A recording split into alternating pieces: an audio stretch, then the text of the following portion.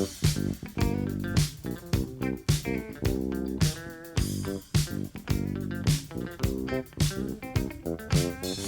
cookies. I love cookies. I love cookies. I love cookies. Welcome to Cookies, the world's most influential basketball podcast. I am Ben Detrick. Jordan Redaelli is on vacation, and Andrew Kuo, as you have been told, takes no days off. None of them. Nada. Nunca. Zilch. Andrew, what's going on? As you can hear from the party sirens in the background, I'm feeling tremendous, Ben. This is another level of quarantine vibrations. Pardon my French, but TGI fucking F. Incredible. Yeah, man, Incredible. It is the freaking weekend. Woo! What you got planned? Oh, man. Can you even start? I mean, no, I can't. I can't start at all. I can't wait for the finale of The Last Dance. I'm watching Friday Night Lights again. I am going to listen to the Future album tonight. And I might make some spaghetti. Can I be frank here? With the weather being like 80 degrees and sunny, it becomes dangerously normal feeling. It does feel normal, but it seems like a zillion years ago we were arguing about Scott Storch and Manny Fresh. So, like, I don't know what normal is, and this is a very common think piece, but, like, it does feel normal. I want to be like, yo, do you want to grab a slice at, like, 7 o'clock? And you'd be like, okay, make it 7:30. It just feels normal, right? But I also am like, we can do that now. There's something about the change in weather where COVID was scary and I think is associated with like cloudiness and cold, and it just doesn't have the same menace in some ways when it's nice out. And I know this is what's happening in places like Texas where they're like, it's warm and it's spiking. So I'm not recommending that people change their behavior and live more risky. I'm just saying COVID felt like a dismal weather phenomenon. It's odd right now when you look out and you see someone wearing like shorts and a t-shirt and then a mask, just from our experience to date. And this is an East Coast bias because in LA it's been kind of the same, but in LA it's such a different experience, right? I talked to our buddies from out there, and their backyards and their proximity to their neighbors makes all the difference. And in New York, we're just stacks. We're just on top of each other, rents on rents on rent. And you're right. As soon as it gets warmer, it feels like we've passed through something, but we haven't. It's still as dangerous as ever. And New York is finally crushing the curve. And I'm worried that we'll have a little bump, and we will. But there's a little truth to like warm weather and sunlight. And I don't want to spread false news, but like, beaches have a different infection rate than a crowded supermarket.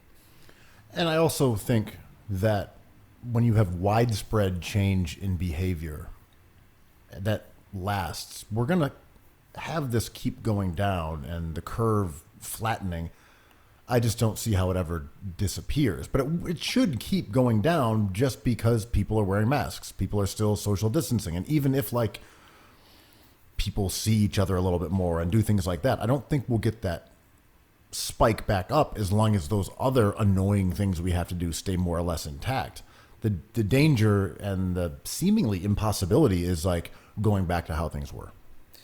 I agree. I think a lot of things will look very similar and a lot of things will look very different, but I'm prepared for that differentness of social distancing, mask wearing, washing hands. Like, there's plexiglass in a lot of places now that there wasn't plexiglass in before, like cashiers, supermarket cashiers.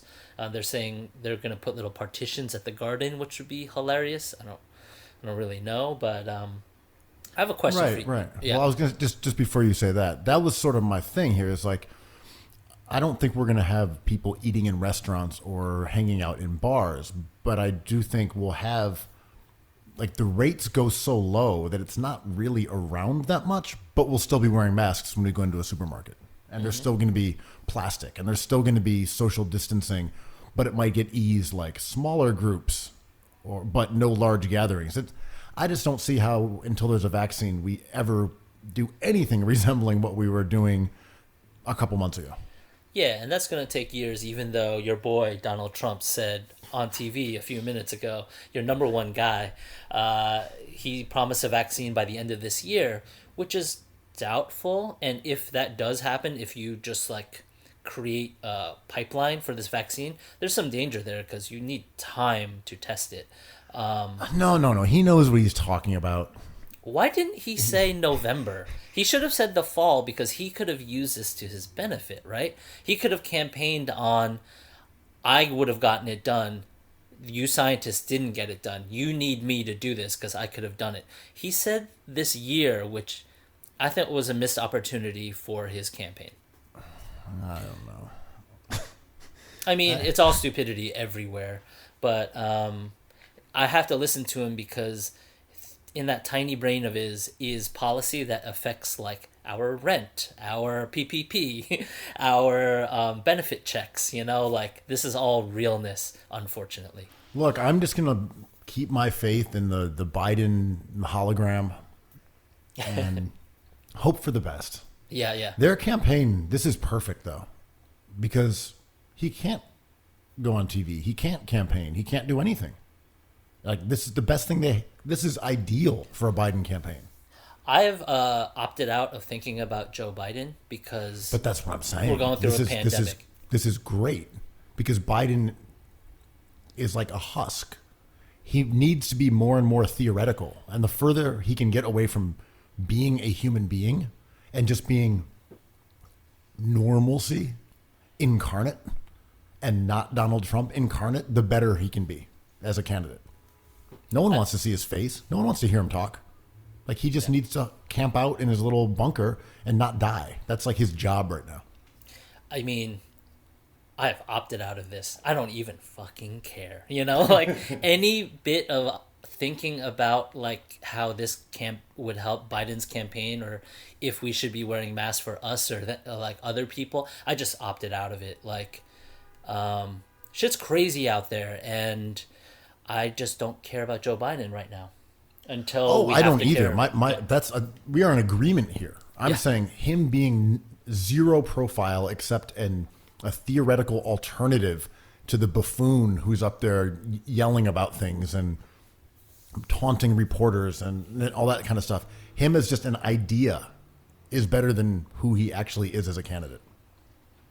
Yeah, I'm not even that far. It's sort of like I tweeted a little bit about it. Like Tupac versus Biggie really taught me how to self-care in the 90s because my friends who were amazing people and smart and hip-hop heads in college would argue all night about this. And at a certain point, I was like, I'm just going to not care. It's just like, well, why don't you care? And I'm like, oh, I'm not even going to go that far. Like, you guys are the best. I can listen to this or not, and that's how I feel about certain things that have been around during the Rona. But what I want to ask you is, we were talking about New York City. Have you been looking at the prospect of living in upstate like Westchester, the burbs? Has that become an appealing idea to you? To me, having, say, a country house, a little cabin, a little land somewhere is really appealing. Yeah, I like that idea, especially... Let's make a Cookies country house, man. I'll split it with you. Especially something during like August or July when the city is kind of empty and hot and sort of gross. And back when there was business in the city, business would sort of ebb out and people would be gone. So your options were more or less sit around a sort of hot, grimy, annoying city where nothing was happening, or like travel somewhere. And I think splitting the difference of saying, you can go up to the Catskills and have a little land and have some barbecues, but it's just a drive away. I think there's some enticing elements to that. Doing that on weekends when the cities would get jammed with tourists and things like that. Mm-hmm. But as far as like a permanent residency where you just live an hour and a half out of the city, I don't know. There's certain parts of that which are appealing, especially now. But it's hard for me to imagine that without having a place in the city, without this being your primary residence. Because then you're just living like in the middle of nowhere, or you're just living in the suburbs or a small town. So I don't know. I don't have that magnetism towards bucolic rural life, but I do more and more enjoy it as an alternative. Yeah, I mentioned that because like I kind of had like the above New York jetting back and forth on Metro North upbringing, and it was awesome because I had the best of both worlds, right? I could just be downtown in half an hour, or, you know, be in a public school up there in Westchester. And I think that has become increasingly appealing to me lately, and it is something I never even considered would cross my mind because I didn't really enjoy above Yonkers where I grew up. It wasn't that fun to me. I loved New York City so much, and I loved, you know, being around people that hung out downtown. But, you know, I don't have kids, but a lot of our buddies do. Our buddies who eat sandwiches, tinned fish sandwiches above toilets, have kids. And, yo, the cost of living in Westchester is so much more affordable, man. Yeah, but you're just drawn to it because we're not able to do any of the things. Well, this is my... that you enjoy in the city. This is my question. Is it coming back or not?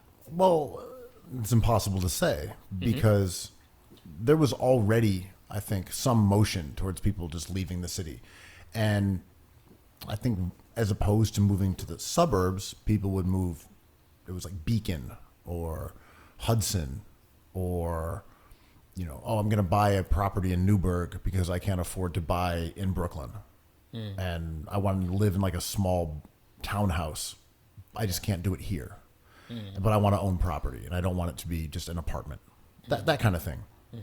I think there was already a pull that direction. But I think we've discussed this. Are there people who are now going to say, you know, I've grown accustomed to not seeing people, to not going to restaurants, to not going to bars, to not going to the gym. And honestly, I don't see myself being into those things.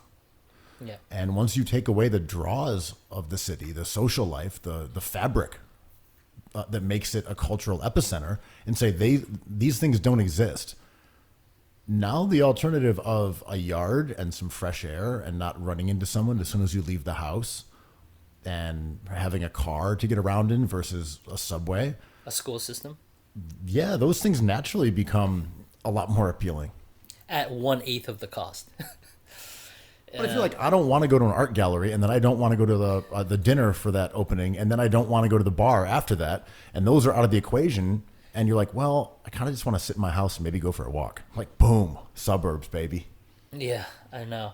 I don't think I'm ready, but I think it's like, is this the revenge of the boomers? Like, the nuclear family is kind of coming back into play with like a car and a dog and 2.5 kids, or I don't know what it is, 1.5. It is remarkable that the boomers will not stop hassling us. It's crazy. They just won't stop. It's like the foundation, the people who founded this country were looking so forward to 2020 where the boomers would just have like the essence of America in their vibe. There's just so many of them. And Gen X, despite being very tranquil, didn't have the numbers. Just did not have the math to seize the reins away from the goddamn boomers. Look at the presidential candidates. They're all boomers. It's absolutely insane. They will not give up the country. Trump's a boomer. Hillary's a boomer. Bernie's a boomer. Biden's a boomer. Like, it's just boomers. When someone our age is like, Jordan, don't at me. I'm like, where'd you learn to think like this? And then they point to like Mike Wilbon. I'm like, oh, someone taught you, like, you don't have to be this. It's sort of like racism, right? Like when a young person is racist, I'm like, where'd you learn how to do this? It's like, oh, generations of everyone talking a certain way, right? Because like how racist could you be when you're a teenager? Very, but like hardly, because there's no worldly experience there, right? And that's how I think about like the influence of like boomer ideas, being like, well, Michael Jordan's a GOAT, end of story. And I'm like, who taught you to say that? You know, when we were growing up in, you know, New York public schools or whatever, you learned about racism as if it was a thing of the past. Yeah. And Martin Luther King and Malcolm X and everyone being equal and I have a dream, and then there was legislation and we solved racist. Yo, the way they teach the Civil War. It's Yeah, like, the and they solved it. And the racists were gone. Yeah. Oh, and then you're like, but wait a minute. All those people who were throwing stones at school buses full of black children are grandparents now. Yeah, they're still Like, around. they're still with us. They're still running for office. They're still running the country. They didn't go anywhere. They're still here. And they were raising their kids the same way. Listen, we have to cap the salaries of these players, man. And everybody gets capped, but you cannot make all that money on my watch. Look, I love, you know, the fact that Bernie Sanders can be a boomer and appeal to young people. It's a state At of the mind, same baby. time, hey man, if AOC can't run for president because she's not 35 years old, why don't we have an age limit on the top? Like, come on. Like, just the boomers need to relinquish the country. You know I'm down for this, man. Like, Sorry, over 60, over 70, you can't run for president. I'm sorry, you're too yes, old. you're a damn I wouldn't king. let You you run. survived. Yeah. I wouldn't let an intern who was 75 years old Yeah. be in charge of Elton Brand memes. Yeah. Maybe they could do like a leprechaun meme, but Elton Brand, no, not for boomers. No. And yeah, if everybody picked their dream business, whether that be, you know, having the most influential pod on the internet, or like being in a band, or like opening up a shop, and it's a Twilight Zone scenario where like, and your business partner is 70 years old. You're like, oh, I don't know if this is going to work out. Wow, ageist much? They could be your homeboy, like they could chill with you, but your boss is 70. And it's like, oh man. All right. Look, well, it's on a case-by-case basis, but I would not say that there are like a lot of people who are over 70 that you would put in charge of a popsicle stand, for example. I mean, Warren Buffett's selling all of his airline stocks. I'm like, who the fuck cares about Warren Buffett, even though he's very influential? But like, he's like 15, 20 years removed from his prime, right?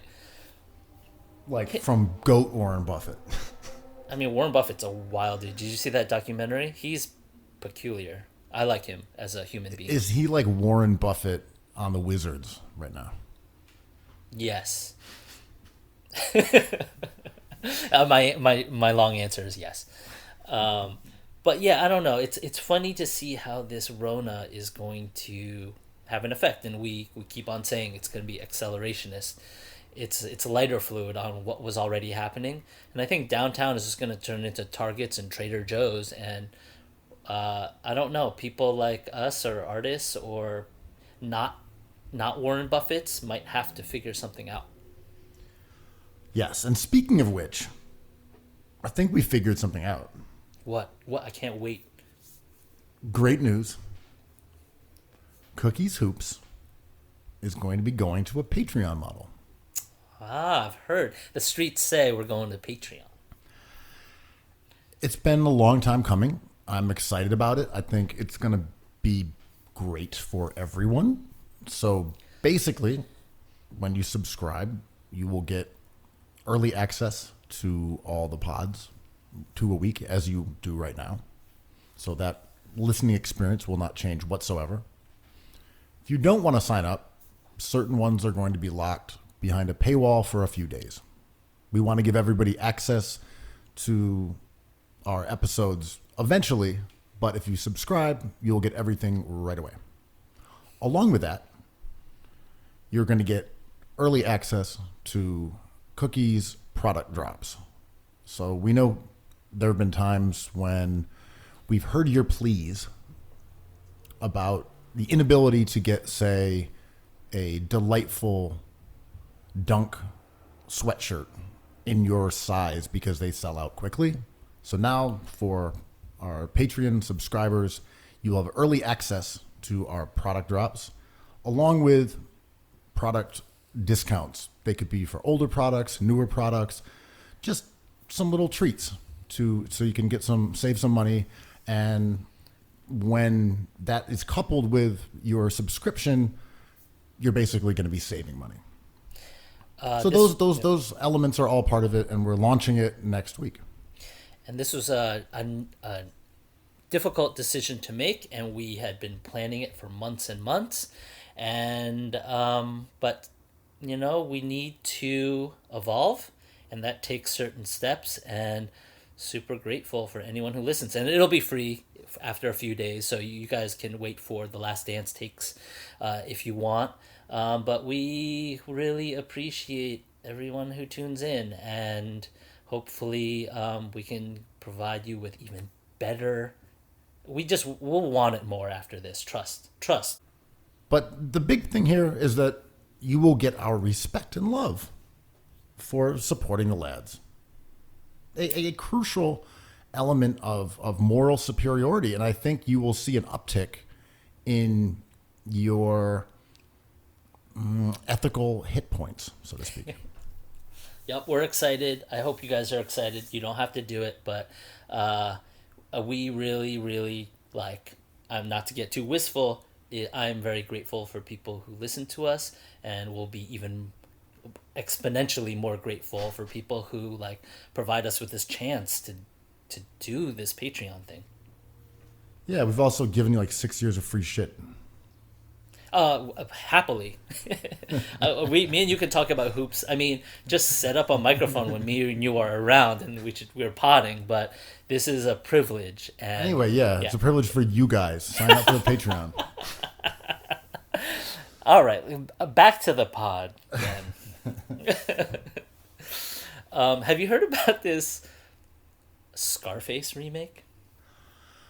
You're not talking about the one that featured Cuban Link. Wasn't there already a Scarface remake? Maybe it wasn't Cuban Link. There was one with a Terror Squad affiliate or something. There was another. There was Son of Scarface. Son of Scarface. Yeah, I watched that. Of course I did. Also, there was a Scarface within a movie in Rushmore, I believe. I wrote a hit play, right? That was the end, the crescendo of Rushmore.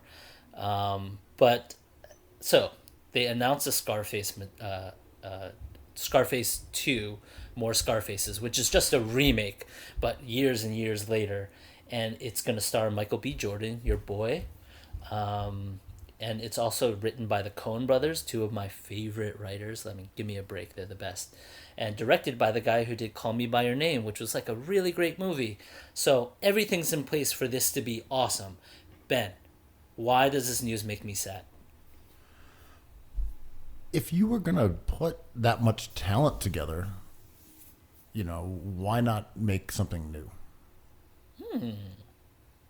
I don't have a problem with remakes because Scarface is itself a remake of the first movie entitled Scarface. So, putting this into the canon of classics like A Star Is Born and saying, we're just going to remake this periodically, that's fair. Ooh, what about a mashup? A Scar Is Born. Very violent, very musical. Yeah, I got it from Eating Pussy. Oh. Well, it makes me sad because this is a bit of magical thinking, right? Because, as we know, Hollywood has been shut down, so there's nothing actually happening. There's no filming. The union, all the people who make movies happen, the caterers, the boom operators, the writers, no one's you can't act on anything right now. And I will see this movie 100%, but also it feels like a world that isn't our world anymore. And until I see it, it just is melancholy, right? well, all these things just feel like fantasies. The NBA saying, okay, Disneyland, early July, the bubble, testing, and you're like, guys, what are we doing? I know. We're just coming up with that. We're just throwing ideas around and hoping that people say that sounds good, or we're just trying to, a little sparks of enthusiasm to make us feel as if that basketball is going to come back. Every announcement that the NBA has made strikes me as falling under this umbrella of fantastical thinking. But it must just be to prevent the cancellation of the season and having to repay like local affiliates and things like that. Yeah. There doesn't seem to be any benefit from doing these announcements to whet the appetite of an audience that's just sitting around. Like, people will watch it when you come back. There's no benefit to us being like, ooh, NBA. Is there? I don't know. But there's an industry in that tactic too. It's almost like dating, right? It's like maybe the next announcement or the next person's the one, and be like, oh, it was close, but I'm going to do this indefinitely until you just decide to do it. Until you just decide, like, I'm going to maybe not date as much, or maybe I'm just going to start the season, And Or these are just trial balloons to see what people's tolerance is for, say, demanding that players get tested and demanding that the league have guys sequestered in hotels, and then, it looks like, I don't know, Tobias Harris has COVID, so he's out for the next 2 weeks. You're just preparing us for this kind of stuff, or seeing if people are outraged by these suggestions. Yeah, we're seeing what the peer response is, and like some wild footage from Long Island was coming. We're not even talking like Alabama or Oklahoma or places like we unfairly give a bad rep, but like in Long Island there was people screaming for like their towns to open up and being very aggressive without masks, without social distancing. And the weird part of my brain was like, oh, they're magical thinkers. Like, they're wistful.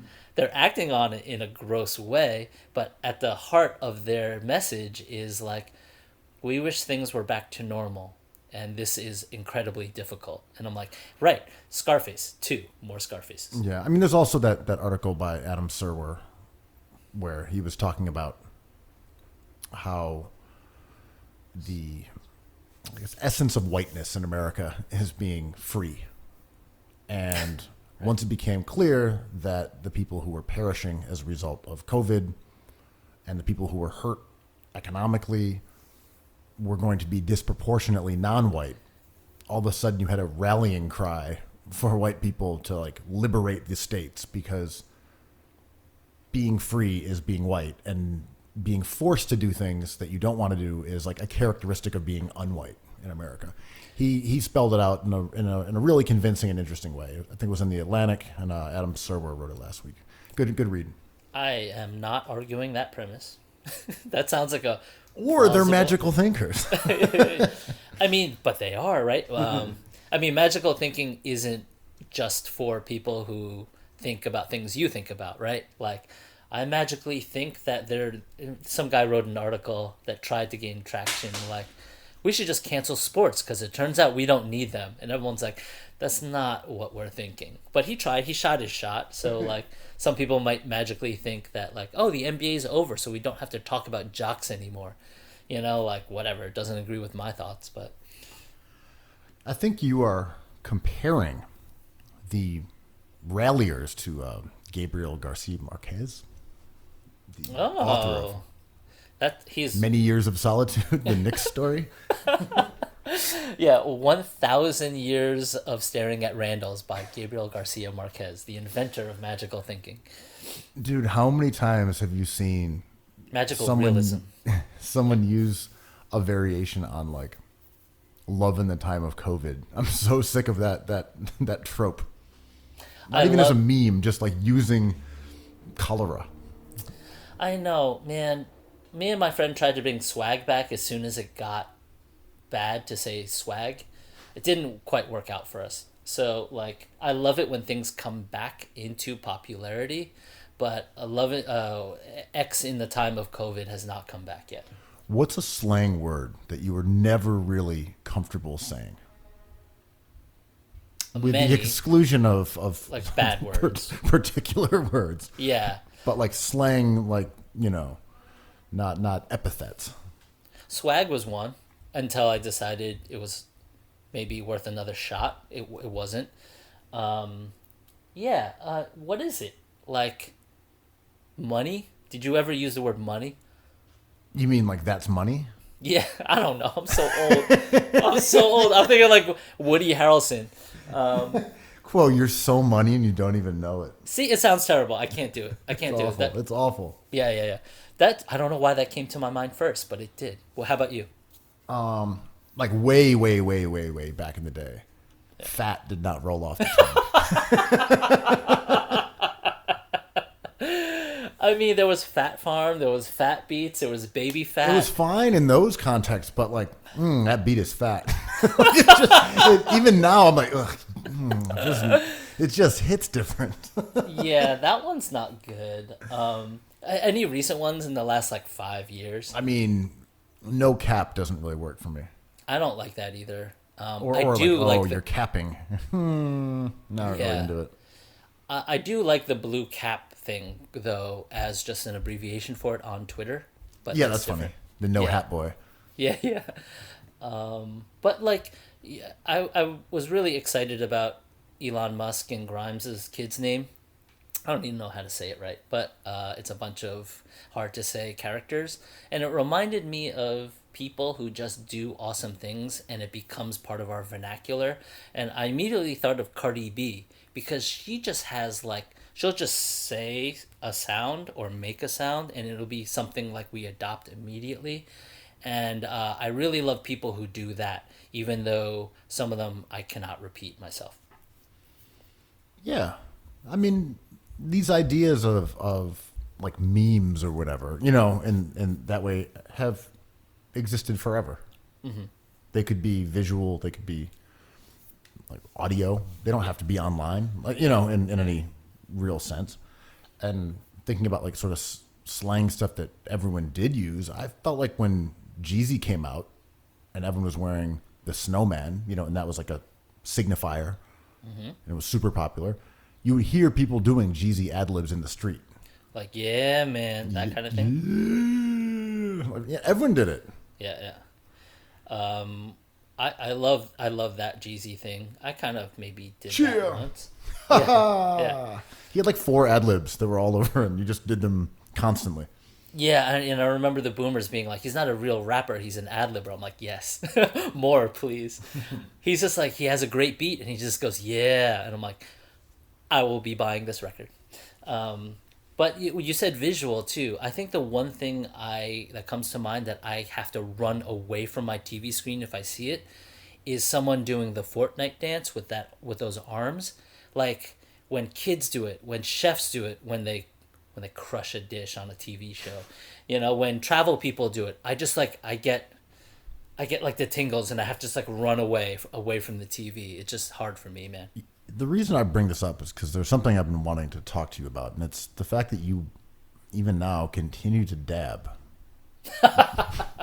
Why? What's up with that? You won't stop dabbing. It's the influence of the BMM, because all those leprechauns are just constantly dabbing when Jason Tatum takes that 18-foot jumper. I just want to be accepted as a small person, Ben. Like, there's been a couple times like where we've been in the same room, and I'll look across and I'll see you like hitting the dab. Like, do you know that guy? Isn't that the guy from Cookies Hoops? I'm like, no, we don't dab. I'm in the corner watching the Knicks feed. Just hitting dabbing constantly. Every time Mitch Robinson hits that fucking alley-oop, dab. The only time I think I've actually dabbed, I mean, like when it was out, you dab as a joke. I was like, oh, it's fun. I was walking down the street, and there were some kids in a schoolyard, and they're like, hey, mister. Like, can you dab? And I like dabbed. Hey, old man. It was 100% that. And they were like, yelled with joy when I like, hit the dab.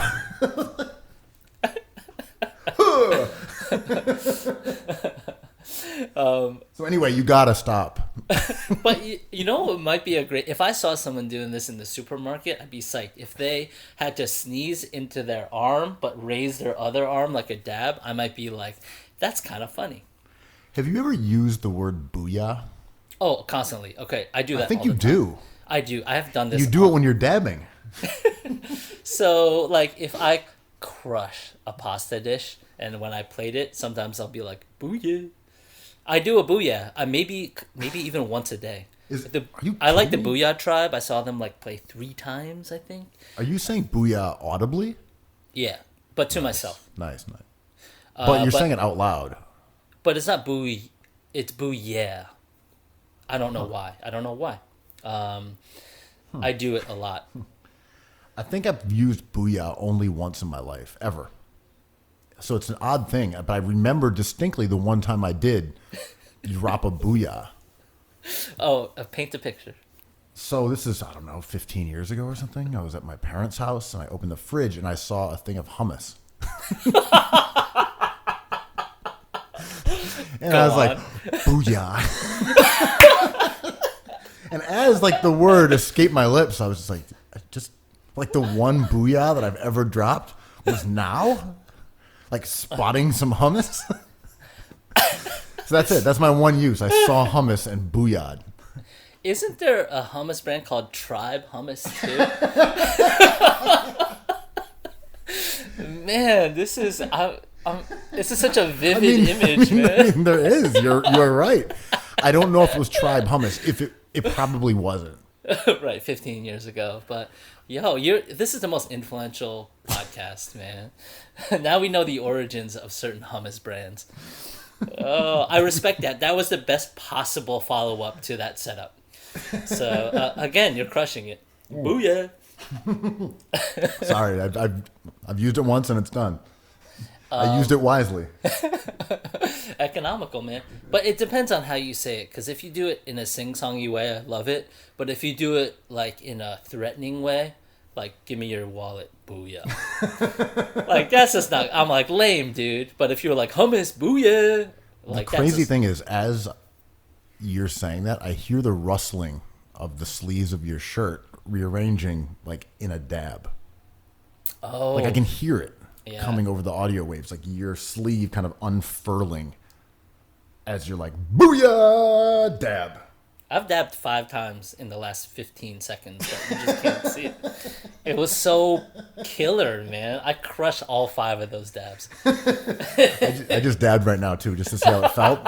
I have not felt this alive in ages. Dabbing is so pre-COVID, it feels like a totally foreign experience. Hold on, I'm going to do it again. Oh, that's fantastic. Amazing. All right, I'm bringing dabbing back. Plus fat, plus Boo-Yaa. And that's no cap. Swag. So you want to talk about any more magical thinking or what? No, that was amazing. We got to dabbing. I mean, what possible better outcome could that have had, man? That's true. Should we get to some hoops talk? Yeah, what do we got? Okay, so the topic that everyone has been talking about is almost over. It's almost over. It's almost over, man. We're now confronted this Sunday by episodes 9 and 10 of the Michael Jordan documentary as told by Michael Jordan to Michael Jordan. For Michael Jordan. For Michael Jordan. Specifically for Michael Jordan. I know that they're still editing these episodes. Allegedly, yes. Well, the director, I forget his name. He was... Michael Jordan. Yeah. The dude was on someone's show the other day and was like, I'm editing episode 9 right now. This was like last week. Anyway, whatever. Who cares? It's too what late. What does MJ have to do? What does he have to show us in order to complete his argument? This entire 10-hour fiasco has been his argument, his closing argument on why he is the greatest basketball player of all time. This is his argument. What does he have to do to convince you, Andrew Kuo, in episodes 9 and 10, that he is, in fact, that player? Well, he has around like roughly 100 minutes left, right? Giving commercials and everything, which Boo-Yaa. is Depp, and this is more than enough time to bring it all in. But what he has to do, he has to pull back and contextualize his greatness. So in order to do that, he needs to talk about the players that came before him and after him, and discuss how he was an evolutionary figure and how his influence shaped the way we look at basketball now, and that's LeBron James. LeBron James has to be all over these 2 hours. Interesting. Because I do not think of them as falling under the same paradigm as players. And it seemed as if the Kobe one was his nod to that. And it also seems as if there's a reason he likes elevating Kobe and being like, he had the same ideology as me, the same mindset, because no one thinks Kobe is better than MJ. So for him to say, my son is the second best player of all time, is like a win-win for MJ. Yes. But with LeBron, even if LeBron loved MJ, he's number 23. He's number 23. He's been live tweeting throughout this, saying like all the predictable right things. Yeah. Like the GOAT, the best. I mean, he wears number 23 for a reason. Yeah. And yep. And there is not, however, a stylistic argument to date that gives Michael Jordan the evolutionary role that he kind of needs. And this documentary has not necessarily spelled that out or fleshed it out or even attempted to, other than with Kobe. Yeah. It would be a drastic change of message and tone if this happened, but okay, let me switch up my question to you to make it more interesting, because you were right. What would you do? Okay, we need to bring in the closer, the quoser. You're coming in to save this. They're like, look, we've seen these first 8. No one's buying our bullshit. It's transparent. They're onto us. Okay, yeah, and without turning into a cookies documentary, what I would do if I was MJ in this situation and these 100 minutes were still being made, I would go farther in, and I would almost have an approach like that Kobe Bryant show on ESPN Plus, and I would replay the final, the 6th championship, but narrate through it in basketball terms, being like, this is what happened. As a genius, let me describe to you what happened. I would go through with a magnifying glass and get into his head and have him talk about the game of basketball and have his genius come through. That's what I would do. I could not agree more. The joylessness of this documentary in terms of its perspective on basketball is shocking to me. Yeah. Just shocking. Yeah. There's no evidence that Michael Jordan even likes basketball. Yeah. What do they show? Hard fouls, him getting mad, him winning, him leaving the game, him coming back. I don't even know if Michael Jordan loves the game. And I would assume that he really, really does. Yeah. And I would assume that this is his shit. And your point last week was 1,000% correct. Thank you. Which one? Of the many. I'm just trying to... my left dabbing hand is pulling from your many correct takes, which was the one about the fact that this documentary could have been about anything or anybody. It could have been about a lawyer. It could have been about a politician. That was a great point. But it's true, right? Because we don't hear anything about basketball. And what I really want to hear about is hoops. Like, this could have been about Dr. Dre. Yeah. There's nothing at all that makes you say, this guy is a basketball savant. This guy understands the game and is more skilled and is more athletic than everyone. Yep. And then we can add in the toughness and the will to win. But they haven't actually explained still why he's so good. What does he see?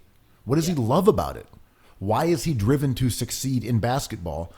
Because all we get is he's driven to succeed everywhere. Right. And he just happens to play basketball. Yeah. Well, that doesn't sound like the greatest of all time to me. Yes. I need more than just winning. I need how and why. Because if we just get like a synopsis of his 6th ring, that's not enough. And we don't have to do it in the Cookies way here. We could do it in the Jordan way. And he could just, like you say, talk about what happened on the court.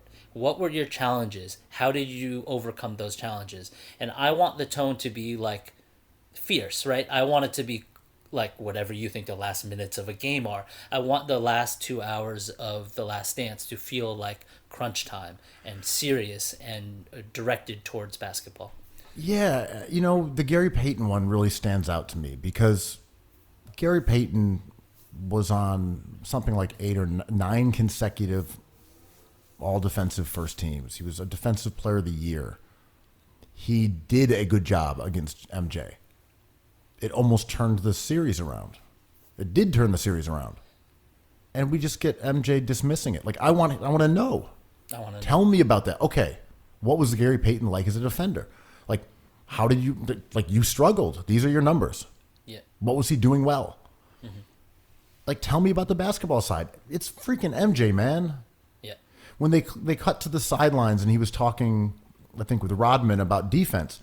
Yeah, I want to hear that. He's cerebral. He's thinking about the game. He's a genius. Yeah. Like, but they don't give us that. It's almost like, in MJ's opinion, or maybe the filmmaker doesn't know this stuff.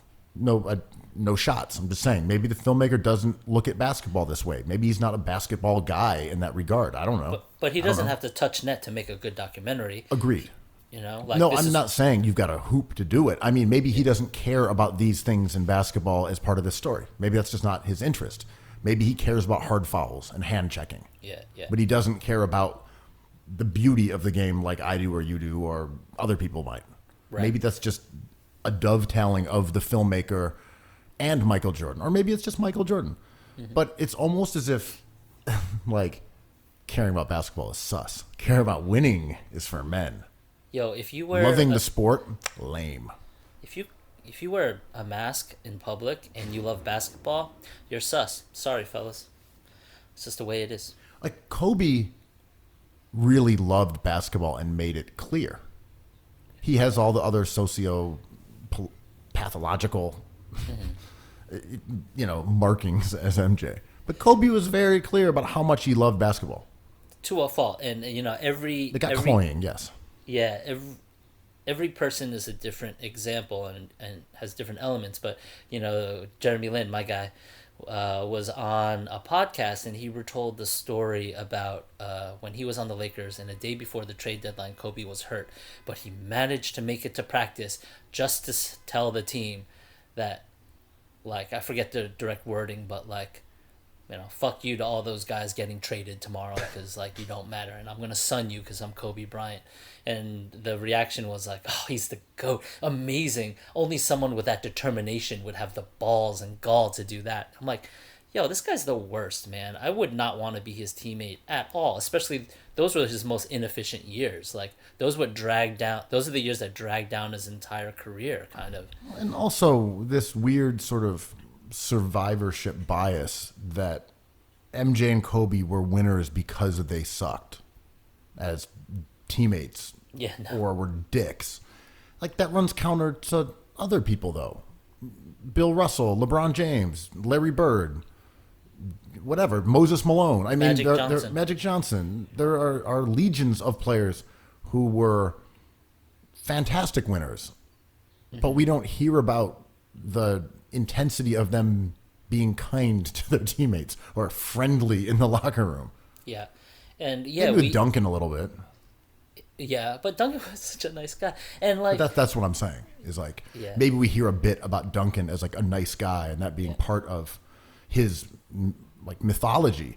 But overall, the hammering over and over that Michael Jordan was an asshole and that's why he won and that's why the Bulls won. It's just nonsensical. And players I'm disgusted by the fact that people keep repeating it. And players like Dwight Howard suffered their entire career because they weren't like this. And people criticize Dwight Howard for not taking hoops seriously enough. I'm like, look at him. He's taking it very seriously. He went to the finals, man. He's a Hall of Famer, but people don't like his smile. And he just moves, and this has a lot to do with dribble bias. And my feeling going into Sunday, watching the end of this documentary, is this is the Boomers' apex. This is as high as you're going to go, guys. Like, the people, and this is a state of mind, not an age thing.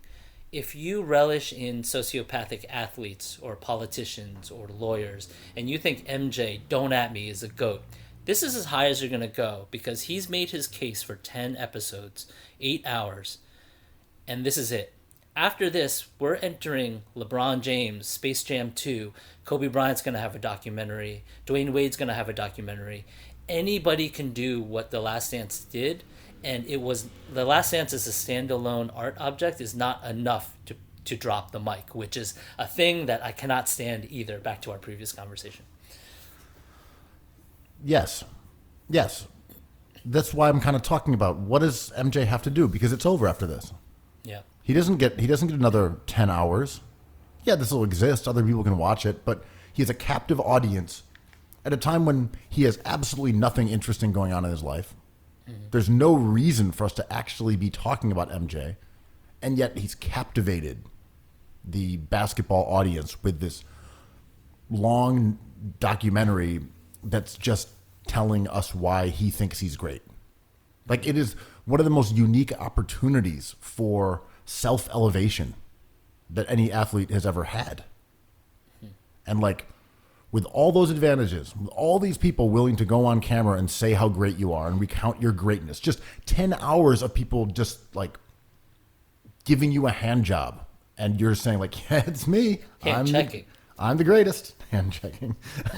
I'm the greatest. It's me. That's right. Yep. And then I won. Like, David Falk, his agent, was like, well, if you're not blind and you've watched this, you should go watch a different sport if you don't think he's the greatest of all time. Yeah, okay, dude. Not a take. There's no ideas there. Like, okay, man. I feel like with all the advantages, all the footage, the wins, the fact that he's told these stories millions of times and they've already become conventional knowledge, this feels like an airball.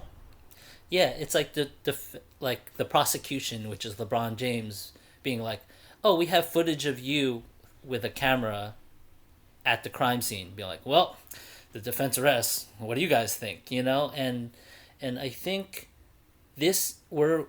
I'm gonna call it. This is the end or the shift to like the downward curve, and we will not be talking about these ideas as much as we've been talking about them now ever again, because LeBron James takes over and he operates, his point of view is distinctly different than MJ's, not without its weird corny moments, but like he's more a reflection of his time, and MJ's time is like Donald Trump, being like, I am the greatest, I am the ventilator genius. Like, all right, that sounds like Michael Jordan shit to me, not being able to take criticism. Like, all these are tenets of American, like, people with power. And I think that has shifted quite a bit. I don't think we'll ever see a president like Donald Trump, and I don't think we're ever going to see a superstar like Michael Jordan ever again. Me neither. The Michael Jordan's dishonesty in comparison to Trump, which I think is a totally like understandable parallel. I don't think athletes can be as dishonest as Michael Jordan anymore. I just don't think it's possible. Yeah, it's different now. But that does make me think, because whenever basketball does resume, in whatever format it happens, what I do like a lot, and now I'm really invested in LeBron winning a chip this year. Because if LeBron wins a chip after this documentary, it's like blouses. Like, that's just such a wrap. But if he loses right after this documentary, the MJ stands will be swarming and frothing. But they're dying out, right? They are dying out, but as you said, this is their last stand. It's going to get at its fever pitch. This is the top of its curve this Sunday, and it's going to trickle down with bumps, sort of like how a virus operates, right? And there's going to be people fueling this virus always. But even if LeBron loses, it's like we are opting out of this mentality, of this Jordan-esque mentality, right? I mean, if you think about it, his shoes are insanely popular, but only the first 6. Like, he has not made anything new. This is gonna, like time goes, this is just gonna take its course. I mean, look, we can't stop talking about The Last Dance. I don't even know what the argument is that they're trying to lay it down. What is the argument here for him being the greatest? What have they given us? That he wanted it more, that he worked harder, that he was more driven. They literally haven't made an argument other than that he won. We knew that. That's the only thing we knew. We knew that he won 6 championships. That's it. That's what we knew. We mentioned last week that this documentary was lacking critical statistics, but it's just relying on the statistic of winning and losing. And that's why it's frustrating, because there's players who won more than him, and how come we don't mention that? And there's players who are better than him, in my opinion, who don't have as many championships. So how do we talk about that? Prove to me why he transcends those two statistics. Yeah, I just don't even know what the argument is here. The argument isn't that, well, he was athletically superior to everyone at that time. He also worked harder and wanted it more, naturally, but he was also a brilliant basketball thinker. And when you combine those elements together, have we seen him discuss passing? I know. MJ averaged 7 assists one year. He's amazing, yes. They didn't even mention it. Right. The only pass we've even heard about is him throwing the ball to like John Paxson or Steve Kerr or some shit or whatever. A pass to a pass, yeah. I mean, I immediately regretted comparing him to Trump because we love Michael Jordan. We love basketball. And Donald Trump has never been cool. And Michael Jordan was cool as shit. And this is my point, right? And I retract that comparison because Michael Jordan is an actually special, phenomenal person who is at the peak of his field. Yeah, he has talent, and he's amazing at it. Trump can't do shit. Cannot. And he has a history of not being the best at what he does. And Michael Jordan has a history of being the best. So I want him to talk about it. What is the art of the deal? What is the art of the assist? Go wistful on us. Go metaphorical on us. Drop some bars on us, man. Like, by the same token, we know that he was a great defender, but they haven't talked about it. Yeah. They didn't mention it. They didn't flesh out why Michael Jordan was an elite perimeter defender. Right. It's just not part of this conversation. Yeah. They don't mention that he couldn't really shoot threes. How come we can't get him talking about the flu game? Is that coming? Can he talk us through that? That's coming. Okay, great. But for his iconic moments when he switches hands, for that layup, I forget, against maybe the most overrated play of all time. Overrated, but I wanted him to talk about it, like Kobe Bryant wise. Slow it down and talk to us. He was like, I saw the defender, so I had to switch hands. What? I didn't see a defender, so I had to switch hands. Yeah, exactly. But I want this info. I mean, he's sitting right here talking. Get him to talk about it and show us. And we're nitpicking, but these, after 10 episodes that are an hour long each, we want details, and we're not getting them. I don't think we're nitpicking, because this is a runaway success. Yeah, it's fun. Look, Jordan was a phenomenon and still is, and this was a great time to put this out. Everyone's talking about it. We're talking about it. We've been talking about it incessantly. It's exciting. Happily, yeah. We're all watching it. So it's a success. That's the metric that ESPN cares about. They didn't care about this being a journalistic document because it never was. It was never intended to be. That's not how it was made. That's not how it could have been made in terms of this footage and MJ talking, etc. So that's okay. We don't have to pretend that it was that or praise it as being that either. Yeah.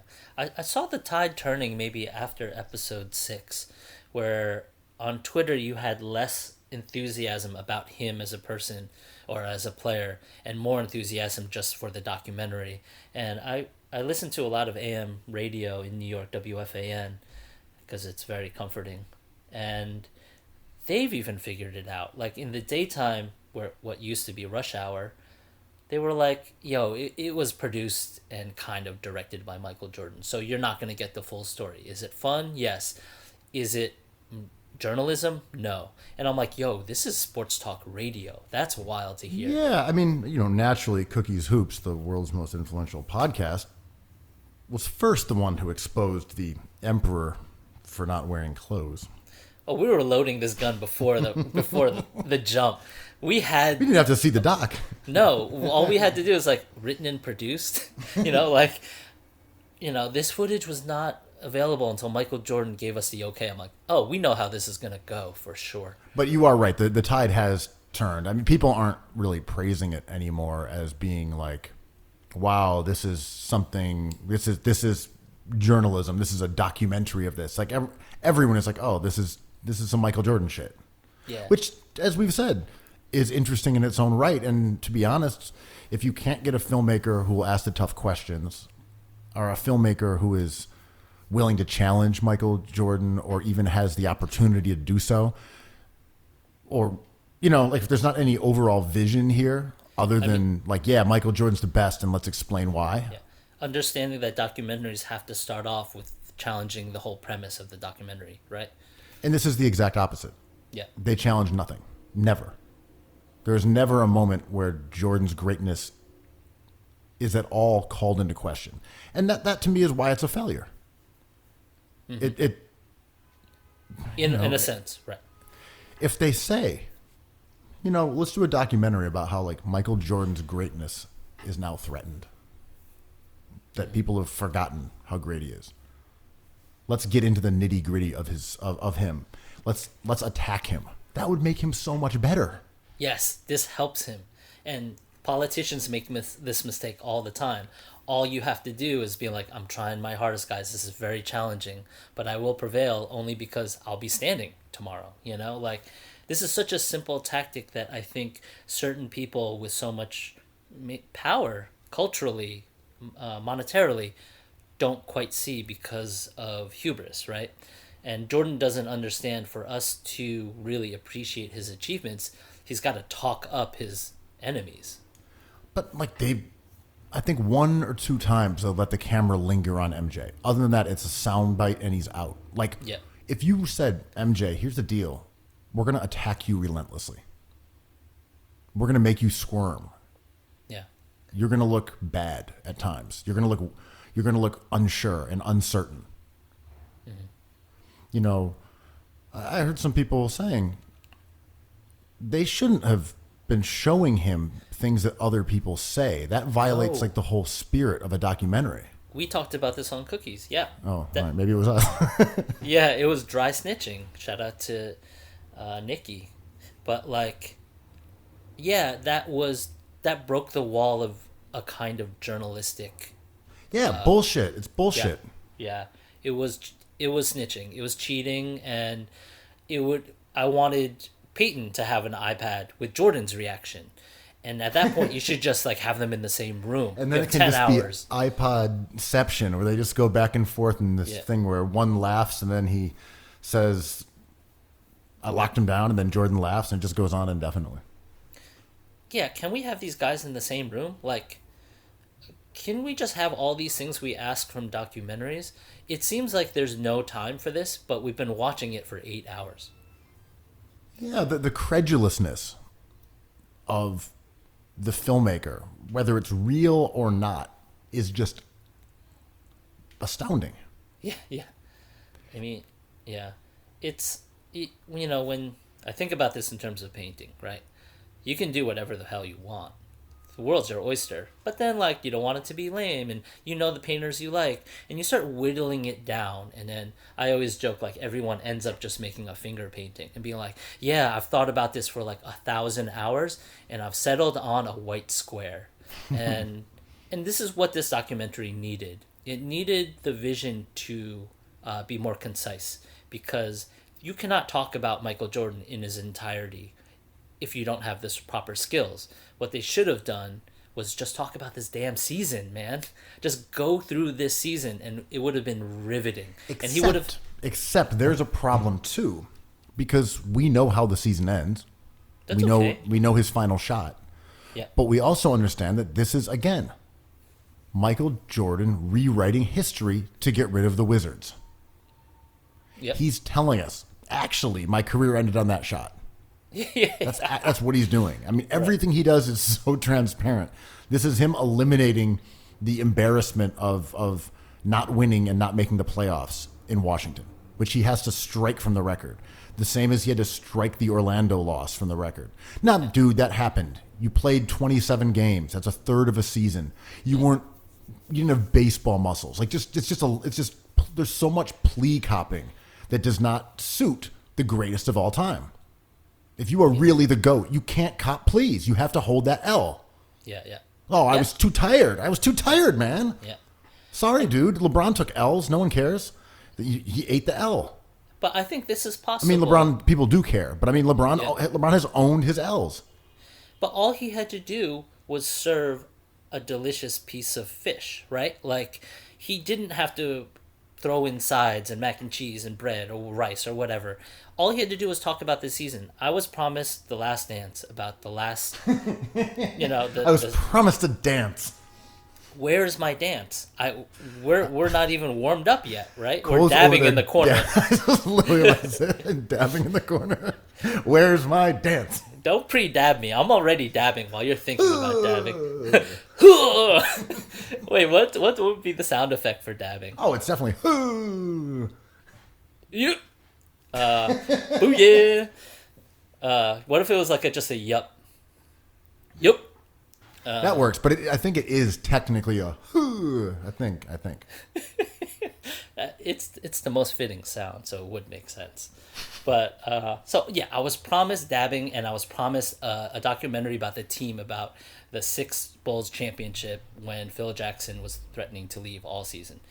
That's a rich documentary, man, and I think the some of the best things we've seen in this vein have pinpointed a specific part of a broader picture.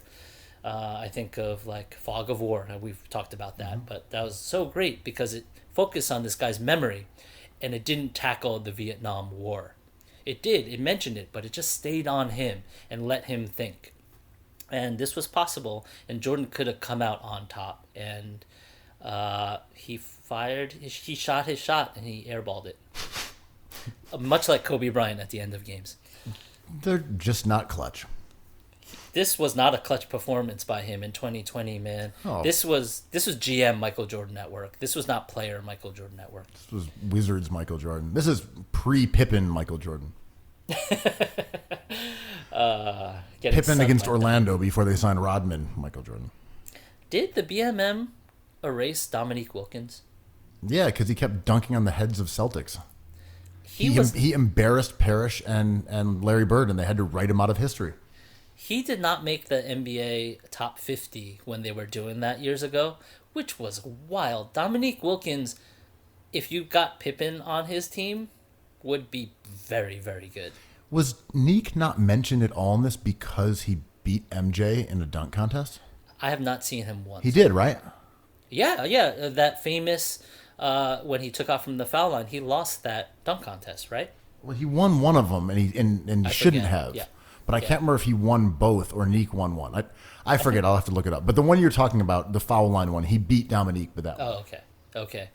Which was awesome. But Dominique Wilkins has been erased from basketball lore, which is so interesting to me because he's one of like the players I only cared about when he was on the court. I think Dominique won in 1990. So actually 2 years after MJ won the back-to-back ones. That's what I was getting wrong. And yeah, we talked about this episodes ago, but when you rewatch that dunk competition, it's not thrilling. Like, I don't recommend doing that. The stuff Mac McClung is doing now is more impressive. I mean, as you were saying, or as you have said, the problem with all this lionizing of the 80s and 90s is at some point you got to show people video. You got to show it, man. Like, wait, this is what you're talking about? A bunch of drywall, like, repairmen? Yeah. These guys? I mean... You think they can play with Terrence Ross? No, Terrence Ross would cook them. Desmond Mason would own a lot of the... I mean, he would drop 40 on Larry Bird, that's for sure. Facts. I mean, what would be the score of a game to 21 between, in their primes, Larry Bird and Isaiah Thomas 2? Isaiah Thomas would just work him, right? Well, Time Machine Larry Bird is like a solid D2 prospect. Yeah. Time Machine Larry Bird.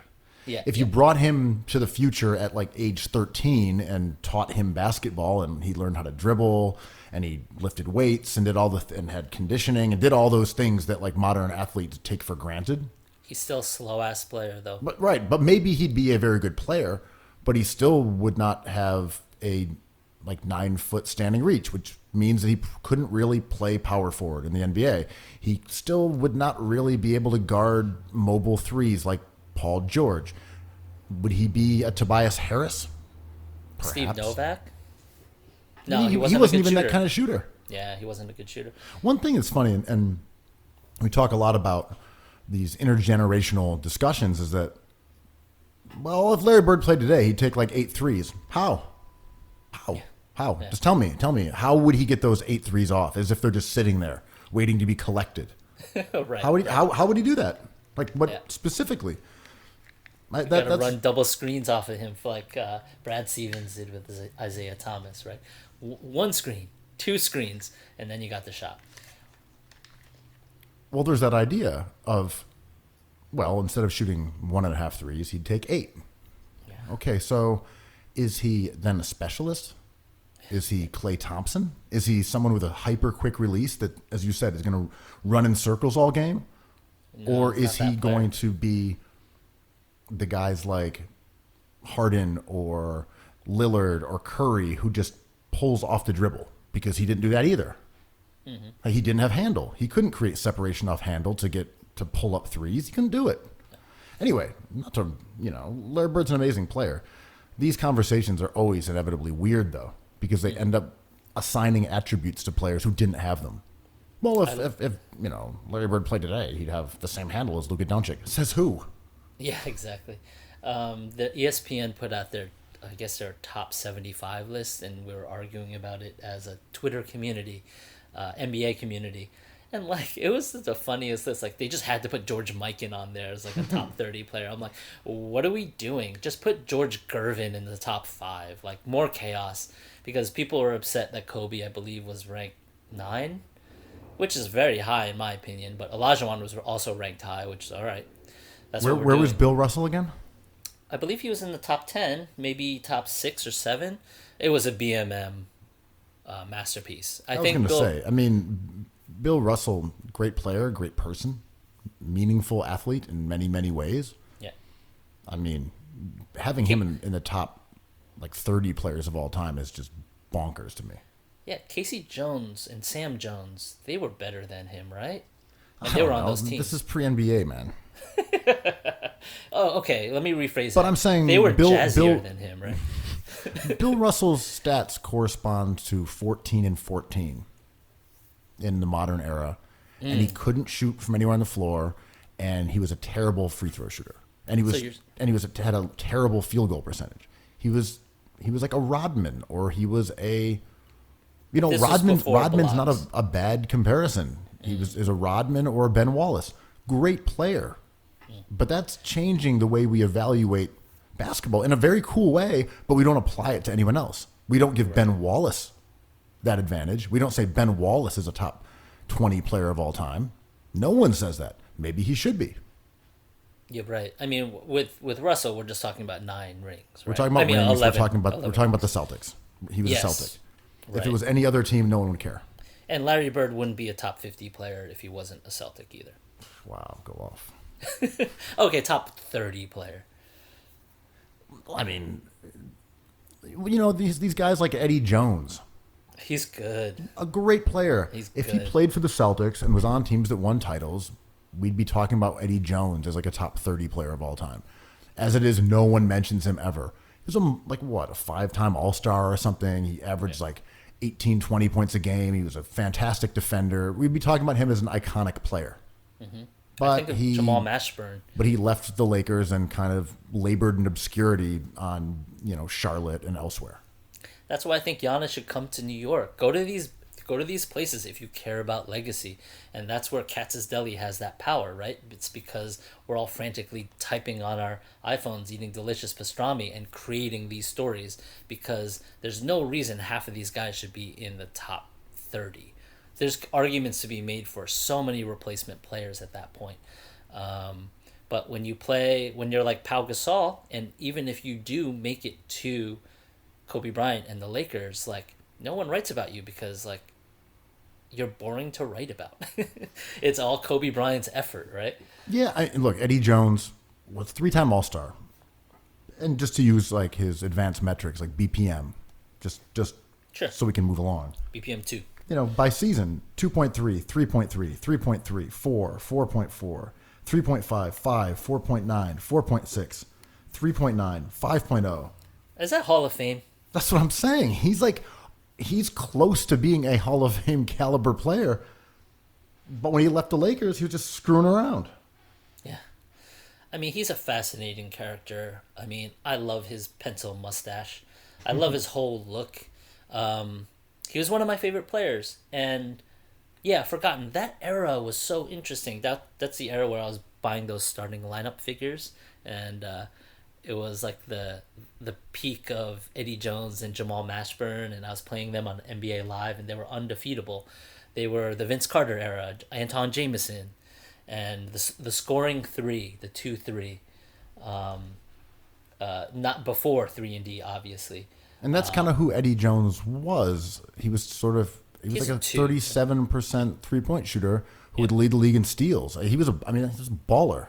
Yeah, those LA teams were great. Vlade, Eddie Jones, Nick Van Exel. I love them quite a bit. I believe Eldon Campbell was on those teams. Mm-hmm. Yeah, he was part of the Charlotte. He was traded to Charlotte. In the Eddie Jones deal. Yeah, man. Yeah, it's funny how we talk about, since we have nothing better to do, about these all-time lists, because we're missing so many ballers. I mean, I will always want to put KVH in there, but he doesn't quite fit. But he is our number one. Kevin Durant is criminally underrated. CP3 is criminally underrated, and I think if you talk to any like psychiatrist, you could just be like, I want a friend who's like a therapist or psychiatrist, NBA fan, because it's like, oh, this is why we rank certain players and we can figure it out. But like there's recency bias, there's dribble bias, there's all these things that influence all these lists, and we forget great players like Eddie Jones. My only agenda is throwing some respect on Eddie Jones' name. He's a cookies all-star. No, but great player. I mean, I don't know how we got into bashing Larry Bird. Like, that's not our That's not style. us. That's not us. He is a top 50 player, though. I can't even imagine being a top 50 player. So he should be happy. But yeah, Eddie Jones better than Kobe. Agreed. I love it. No, but Eddie Jones is the perfect example. A guy with a boring name who played for boring teams and just gets lost in the sands of time. Terrell Brandon. There are these fantastic players who no one cares about other than hardcore basketball fans. And it's amazing. Sharif Abdul-Rahim. But he actually wasn't that great. Oh, was he? No. Not? But empty stats. Yowza. The Taj Gibson of Grizzlies foundational players. He scored it was like third in the league in scoring one year or something. Wow. Something like that. But empty stats, calories guy. Nick's prototype. But it is wild that Isaiah, for example, is elevated because of those championships and because he was on a college championship team. And I do think that era is what created Jordan in that way at winning, because we couldn't watch all the games. Mm-hmm. We didn't have stats. We didn't have metrics. We didn't have the ability to go and watch any game at any time and watch every play. Yeah. So all it was like, all right, how are we determining who's the best? Well, who won? Okay, done. Yeah. There's a kind of almost romantic sense of simplicity. Like, who won the duel? The guy that's still standing. Cool, he's better. He's the faster shot. Well, your boy, our attorney general, is like, who writes history? The winner. This is very Last Dance relevant politics, but it makes me think of my hang up with karma. It's like, well, karma begins and ends subjectively based on what your point of view is, and everybody starts it at a point that benefits them. And LeBron couldn't run without Jordan walking, but isn't Michael Jordan and the Bulls, aren't they interesting because of the BMM and because of the 11 championships that Bill Russell has and all those banners, and then the tide switching from Boston to Chicago?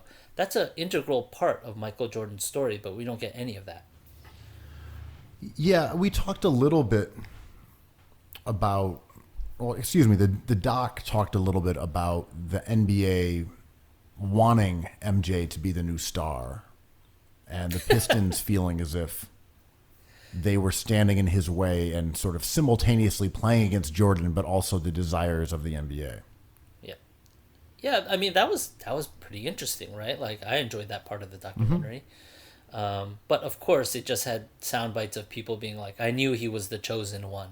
And he ended up being that guy. And I'm like, all right, can we get someone who doubted him? Like, that might be interesting. Yeah, I mean, it would have been nice to have someone who's like, honestly, you know, good player, but to me, like Mitch Richmond was that guy. I wanted someone to be like, in a vacuum, Sam Bowie was the right pick. Oh, I just wanted one of his contemporaries to be like, yeah, I didn't rank him number one. He was like, you know, top 5, a good player. Yeah. But, you know, when you ready to go against Glenn Rice, you know, strap in, baby. I mean, I wanted all of that, and that creates a villain in the documentary, and it creates a more interesting story, a more compelling story. And there was an amazing clip that surfaced from local news of when MJ was going into gyms and just playing back then. And it was during the period when he was otherwise playing baseball. And he showed up at some gym and he played with like regular guys. And some kid, you know, maybe 15, 16 years old or whatever, he's like, yeah, you know, he can't really shoot, so you just like play off of him. I was like, that's incredible. That's incredible. It's like, yeah, you just wait for him to miss and you go get the ball. And he missed a lot. Even in the documentary, he's like, something was wrong with Jordan that night. I'm like, he has off nights, man. Whatever. Volume. An interesting reaction is on Twitter when people talk about, I think we touched on it last time, but the Space Jam practices and the Team USA practices being like, could we just get like a standalone documentary of that stuff? I'm like, no, that is such garbage, man. I just want to know about Michael Jordan. We're like skirting the issue a little bit. Like, we're circling everything and we're talking about everything we want to talk about. But this documentary is about this guy, and I really like would love to sit down and like get to know this dude, you know? Like, yeah, that's the thing. Because this is the story of that season. It's the story of all the players who were on that team this season. It's the story of Michael Jordan, and they're beating around the bush. Yeah. I mean, when you go into a therapist, you talk your talk, you know, they let you kind of flex a little bit for, I don't know, like 4 or 5 sessions. And then finally it's just like, tell me about your parents. And you just start crying, you know, or, you know, maybe I do. It's like, what's up with your mom? Like, oh my God. Okay. So, and I don't believe like Freud is the answer to everything, but like, I would like to know about what kind of place Michael Jordan came from, what kind of voices he had as a young man in his world, and how he became this way. Like, 10 hours, can we just ask that brief question? Yeah, I think so too. And one of the problems with interviewing athletes, and Michael Jordan is pretty candid. Maybe that's because he's got that Sincoro next to him. Never, you know, it stays on full. Yeah, it's iced tea, man. Come on. But, you know, it's Pepsi. Right. But, you know, maybe his candidness when he's willing to shit on people or curse, whatever, is obscuring the fact that, like most athletes, they are used to saying the same answer. Mm-hmm. And they want to say the same answer. They want to get back to their stock material. And the same way in music journalism, when an artist, would be doing their press day, and they're sitting on a phone in the label office on a speakerphone with a few people around, and they're doing a lineup. All right, you got 20 interviews to do. Everyone gets 10 minutes. Just going to knock these all out. They're getting the same questions. They start having the same answers. And by the end of it, unless you're asking them really weird questions, you're just getting the exact same permutation of words.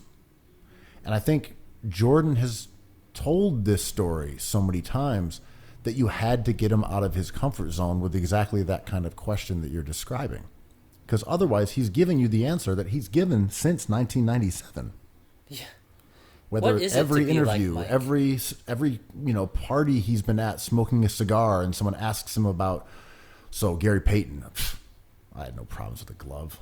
Like he's been saying all this stuff for years and years and years, and they didn't manage to crack through that veneer. Mm-hmm. And like we talked about this last week, that has turned into the best part of this documentary. His fragile ego is the most fascinating thing about this. It turns out not to be about basketball. It turns out not to be about his family, the tragedy in his life. It turns out to be about his hubris, and that is enough, more than enough for me. It's awesome. Yeah, I think it's worth watching this documentary because it is informative about who Michael Jordan is. Yep. Just not in the way that he intended. Yeah, and it's great. It gets a fat A- from me. It's awesome, and it gets a high grade because it proved to be like a wealth of things to talk about. And I always talk about LeBron James in terms of being generous because he allows himself to be the villain. And in a way, I find Michael Jordan to be kind of generous here because he's letting us, he's giving us a lot to dislike about him, but it's not the dislike he thinks. And, he inadvertently gave us reason to praise guys like Charles Barkley and Gary Payton and Clyde Drexler because he's so dismissive mostly of those guys, and Patrick Ewing. And they took no pains to glorify his rivals because it seems like in his mind that diminishes him. I don't know why he doesn't do that. He wants to be so peerless and so above the fray that he can praise a team who went against him, but he can't praise another player, or he very rarely does. Yeah. The absence of certain stories is powerful in this documentary. The absence of Patrick Ewing's story, which is so interesting, in my opinion. The grief that Patrick Ewing got from New York fans who are the worst, myself included. And I just think that the omission of all this textural stuff is what's interesting about this documentary. Absolutely. I love a sizzle reel. Yeah. Sizzle. So, again, Patreon has been launched. You can sign up. There's a couple different tiers, but you all get the same thing. You But we love you immediately to all episodes. Yeah. Early access to product drops. We're going to give you some codes to save some money on product drops. And you get our eternal love, which is a great benefit. Yeah, man. We'll shout you out constantly. We'll dab you up in our minds, in our hearts, forever. Quo cookies. One sardine in his tin, eating over the sink. I love cookies. True goat patrons. Greasy patrons. Cookies! Cookies.